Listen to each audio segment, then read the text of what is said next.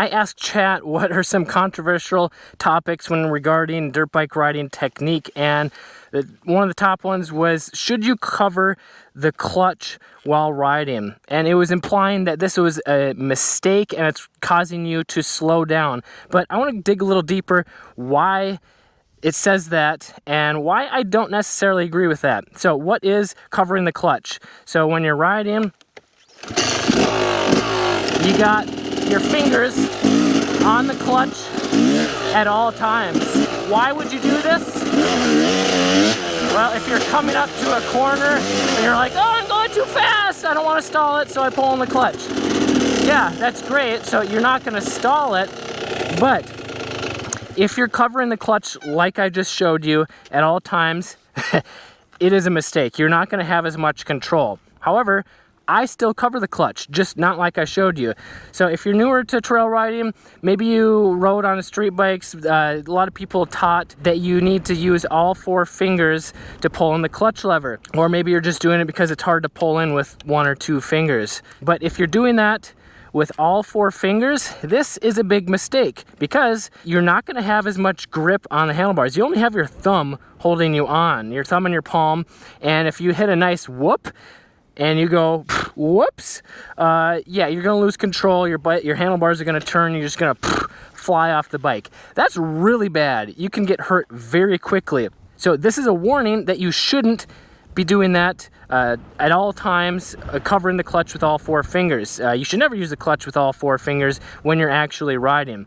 However, is it safer to not cover the clutch? Well, yeah, safer than that. But I'm going to show you another way that I use to cover the clutch that is safer than both methods, and that is using 1 or 2 fingers. I typically have 1 finger on the clutch as well as the front brake lever. And this is because if I only have 1 finger on it, then I have the other 3 fingers and my thumb on the handlebars. This gives me enough strength, enough grip strength, even though you shouldn't be squeezing on the bars. That means you're not properly positioned on the bike. But it gives me enough strength that if I do get out of control and need to squeeze on the bars, I can easily. I have enough strength to kind of manhandle the bike back into submission, into control. And I'm not very strong. So I need as much grip strength as possible. So covering the clutch with 1 finger and 1 brake still gives me enough strength. So why do I cover the clutch? Well, I do it because it is a lot more efficient and quicker to actually use the clutch and brake.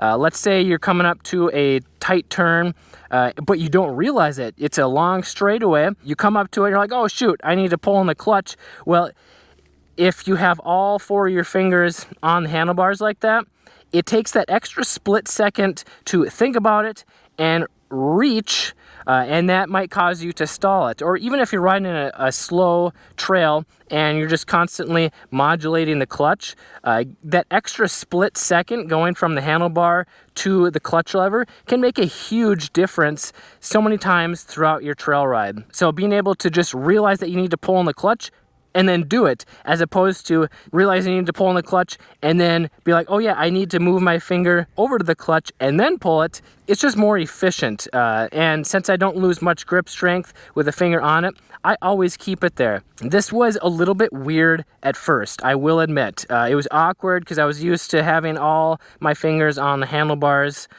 So forcing myself to put a finger on the clutch as well as the brake, it felt weird for the first few hours, but if you just try it for like 5-10 minutes, you're like, this is too weird, I don't feel right, you're probably gonna be riding slower. Yeah, if you just give up in the first 5, 10, 15 minutes, I don't blame you because it feels weird, and this is why you need to be intentional.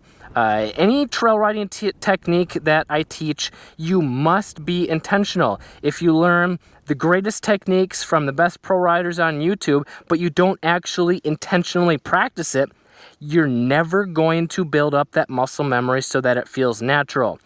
So if you try it for 5-10 minutes and they're like, oh, I got it, but then you go back to using your old technique, well, when you come up to that emergency situation where you do need to use the clutch, it's going to take that extra split second, and it may cause you to stall And even though it may not cause you to crash, it's frustrating. So if you actually want to become a better rider, you need to not only learn the proper techniques and not only use them properly, because sometimes you can see a technique and then practice it, but what you're doing isn't actually quite right. Although this one is really simple, you may be forming a bad habit. But then once you know you're learning the proper technique and then actually using the proper technique, you have to intentionally practice that proper technique, repeating it over and over until you form a positive riding habit, building that muscle memory so that it becomes natural, so that you don't even have to think about it when you're riding.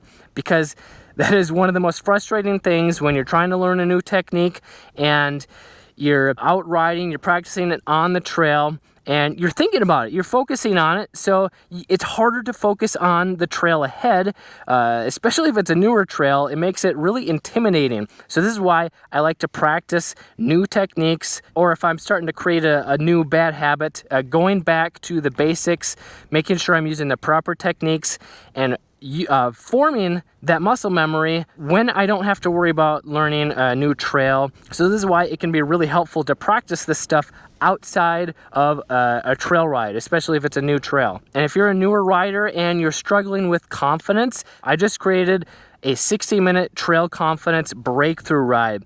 It shows you some simple drills and techniques that you can practice in 60 minutes that will actually translate to more confidence on your next trail ride. You can grab that in the description below. But if you're struggling with your clutch control, maybe you're constantly stalling it and you want to improve that to have more confidence, you check out this video right here. I'm Kelly Fager from MX Hideout. Stop surviving and start riding.